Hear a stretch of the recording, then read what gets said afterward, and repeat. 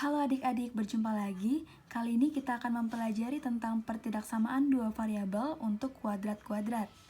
Nah, untuk mengetahui apakah itu pertidaksamaan kuadrat-kuadrat atau pertidaksamaan linear kuadrat, kita bisa melihat dari pangkat tertinggi pada pertidaksamaan tersebut. Di sini pangkat tertingginya adalah 2. Maka ini merupakan pertidaksamaan kuadrat-kuadrat. Oke, selanjutnya mungkin kita bisa langsung menyelesaikannya. Jadi di sini kita tulis dulu yang mana A, B, dan C. Di sini A-nya sama dengan 1. Karena koefisien dari X itu adalah 1. Kemudian B-nya sama dengan negatif 4. Karena koefisien X sama dengan negatif 4. Dan yang terakhir, C sama dengan 3. Nah, setelah sampai sini, kita bisa langsung menyelesaikan tahap-tahapnya. Yang pertama, kita harus mencari titik potong pada sumbu X. Nah, untuk mencari titik potong pada sumbu X, itu syaratnya adalah Y sama dengan 0. Jadi, kita tulis dulu bentuknya, bentuk pertidaksamaannya. Y sama dengan X kuadrat negatif 4X plus 3. Ini bentuk persamaan garisnya ya. Kemudian, karena Y-nya sama dengan 0, maka di sini kita tulis 0. Dan di sini tetap X kuadrat negatif 4X ditambah 3. Kemudian, sampai sini, ini kan sama saja seperti bentuk ini. 4X plus 3 sama dengan 0. Ini sama, hanya ditukar saja kedua ruasnya. Kemudian, setelah sampai sini, kita bisa langsung memfaktorkan untuk mendapatkan nilai-nilai akarnya. Kita faktorkan seperti ini. Nah, mungkin adik-adik ada yang belum paham untuk mencari nilai akar dengan cara pemfaktoran. Jadi boleh disimak baik-baik ya supaya mengerti. Jadi di sini X dan X. Kenapa? Karena di sini X kuadrat. X dikali X kuadrat.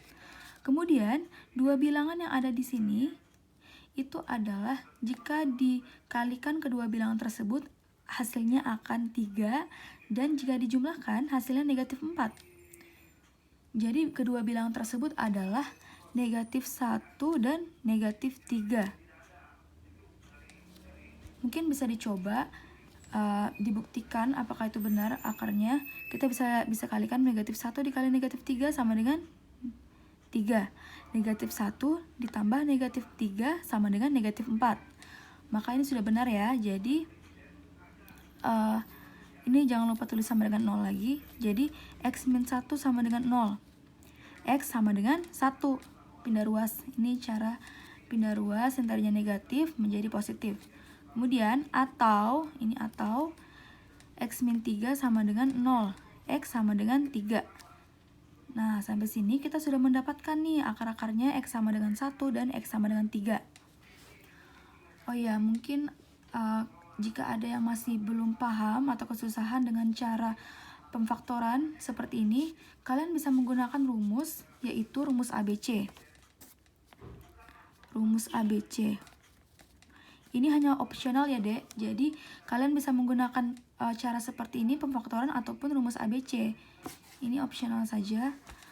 Rumusnya adalah negatif B plus minus akar dari B kuadrat negatif 4AC per 2A. Nah, di sini kita tahu B-nya adalah negatif 4. Kan, dari sini. Maka di sini negatif 4 plus minus akar dari negatif 4 kuadrat negatif 4 dikali A-nya itu adalah 1 dan C-nya adalah 3 per 2 kali A. A-nya adalah 1. Maka hasilnya adalah negatif kali negatif 4, 4 plus minus akar negatif 4 kali negatif 4, 16. Negatif 4 dikali 1 dikali 3. Hasilnya adalah negatif 12. Di sini per 2. Maka hasilnya adalah kita kasih garis seperti ini. Maka hasilnya adalah 4 plus akar 16 kurang 12 per 2 sama dengan 4 plus akar 16 kurang 12, hasilnya itu akar 4 bagi 2 sama dengan 4 tambah akar 4 adalah 2. Jadi 4 tambah 2 6. 6 bagi 2 3. Maka di sini hasilnya 3. Nah, tadi kan ini plus, sekarang negatif lagi. Atau 4 minus akar 4 dibagi 2. Sampai sini paham kan kenapa di sini plus, di sini negatif? Karena dari sini ini plus minus. Jadi kita harus dua-duanya harus dikerjakan.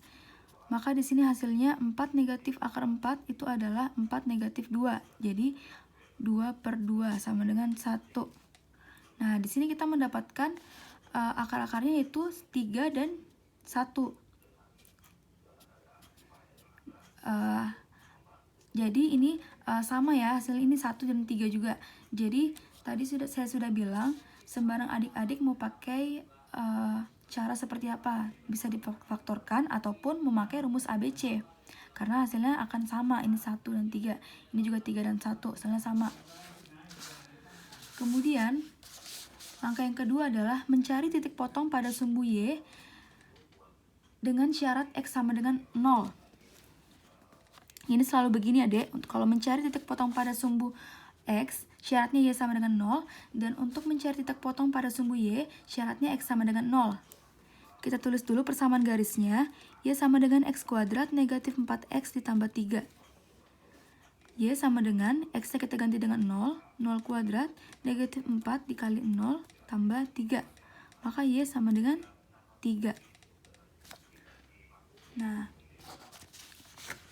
selanjutnya, langkah ketiga itu mencari titik puncak atau yang kita bisa sebut XP YP. Nah, rumus dari XP itu adalah negatif B per 2A.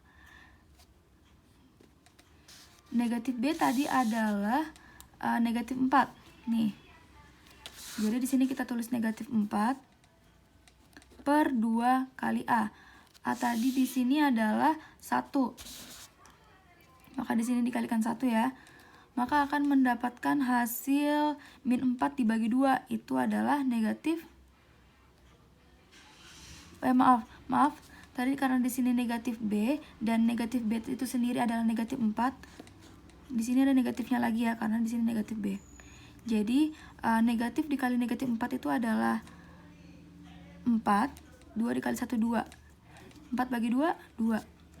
Kemudian kita mencari YP-nya. Rumus YP adalah negatif dikali B kuadrat negatif 4AC dibagi 4A.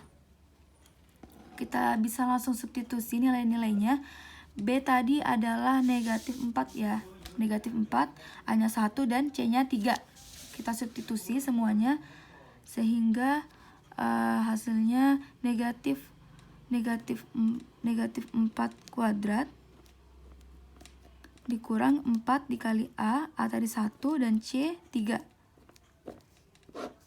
bagi 4 kali A-nya 1. Maka hasilnya adalah negatif 4 kuadrat 16.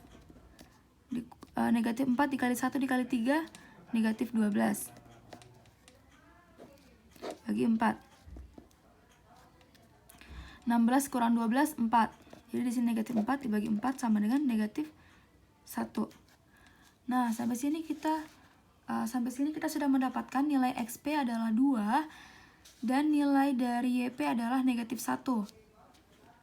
Maka di sini kita tulis XP YP-nya itu adalah 2, negatif 1 ya, dari sini dan sini.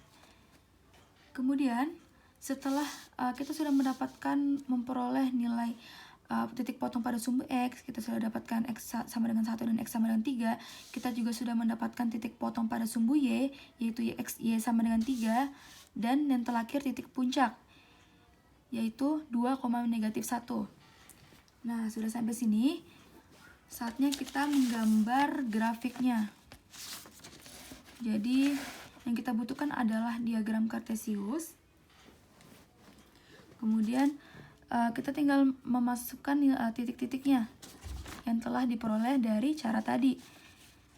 Pertama, titik potong pada sumbu X itu adalah 1 dan 3. Ini untuk sumbu X ya. Titik sumbu X itu yang di sini, yang horizontal. 1 dan 3. Kita bikin dulu titiknya, kita tandai dulu di sini dan di sini. Kemudian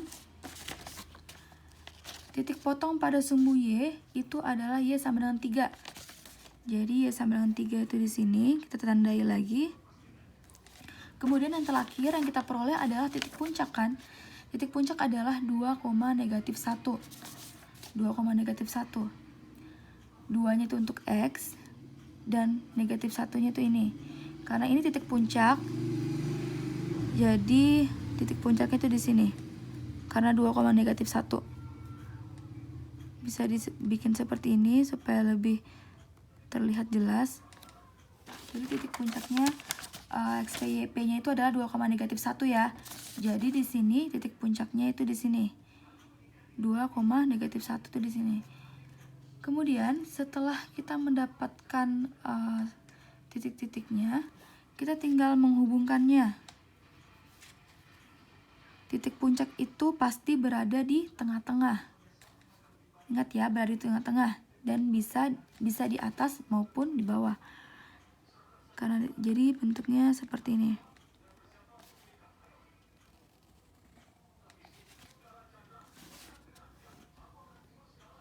Ya, maka ini merupakan kurva dari Y sama dengan X, Y lebih besar sama dengan X kuadrat negatif 4X tambah 3.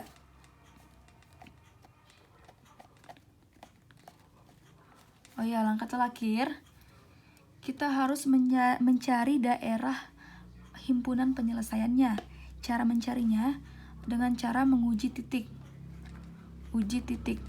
Seperti biasa, kita menguji titik pada titik 0,0 supaya gampang. Tadi persamaannya adalah Y sama dengan X kuadrat negatif 4X tambah 3. Kita substitusi X dan Y-nya menjadi 0. Ini 0, di sini 0, negatif 4 kali 0 tambah 3. 0 sama dengan, maaf tadi di sini bentuk persamaannya lebih besar sama dengan ya. Jadi di sini bentuk lebih besar sama dengan 0 lebih besar sama dengan 0 kuadrat dikali negatif 4 kali 0 ditambah 3, hasilnya adalah 3. Jadi kita memperoleh pernyataan 0 lebih besar sama dengan 3. Apakah 0 lebih besar sama dengan 3? Kan salah, ini salah. Karena salah, maka titik 0,0 bukan merupakan daerah penyelesaian.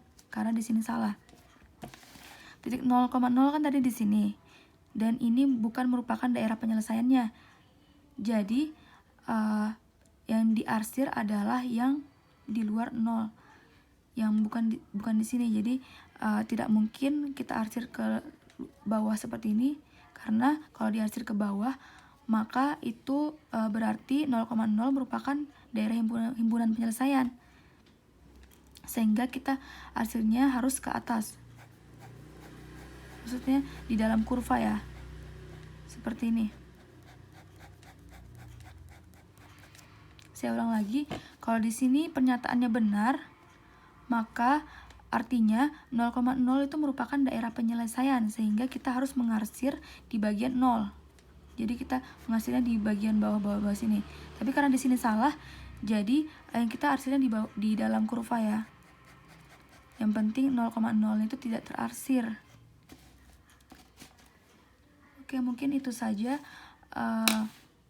pembahasan dari pertidaksamaan kuadrat-kuadrat. Terima kasih.